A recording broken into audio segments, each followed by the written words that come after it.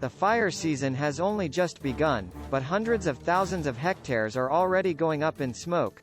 The western United States and Canada face a heat wave and persistent drought, pushing wildfires to multiply and the authorities to ration the consumption of water and electricity. California, Oregon, Arizona, Idaho. None of these states in the western United States is spared from the fires which are currently devastating some 350,000 hectares of vegetation, according to the authorities' latest report, Monday, July 12. While 2020 was the worst year in modern California fire history, 2021 may already be breaking that record. The fires have now consumed twice as much vegetation as at the same time last year, according to state fire management officials.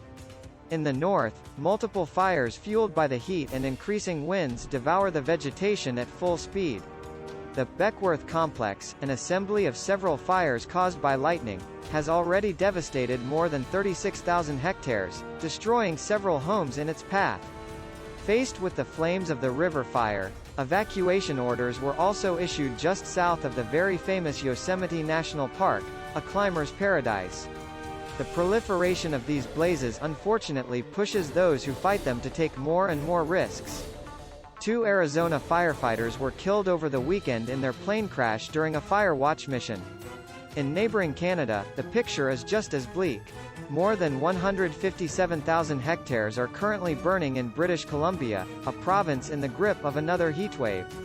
However, the authorities predict that this will be less aggressive than the heat wave of less than 3 weeks ago, when a village near Vancouver recorded a national record of 49.6 degrees Celsius. Temperatures so extreme they seemed unreal. This episode in June would have been almost impossible without the global warming caused by humans, experts concluded, estimating that climate change had made this event at least 150 times more likely to occur. Faced with the multiplication of these climatic disturbances, the inhabitants of the whole of California were invited Monday to unplug their unnecessary devices, cut their air conditioning and their oven from 4 p.m. to 9 p.m. local, in order to voluntarily ration their consumption of electricity. Electricity. California, the 5th largest economy in the world but with aging electricity infrastructure, wants to avoid plunging millions of people back into the dark, as was the case in previous years. Last week, the governor had already urged the population to reduce their water consumption by 15%, for example by reducing the irrigation of lawns and taking shorter showers. But the summer is likely to be long. The American West is indeed caught in a devastating vicious circle. Arid soils and parched vegetation in turn create the conditions for an increase in temperatures. Higher mercury, repeated heat waves and reduced precipitation in places are also an ideal combination for the development of fires.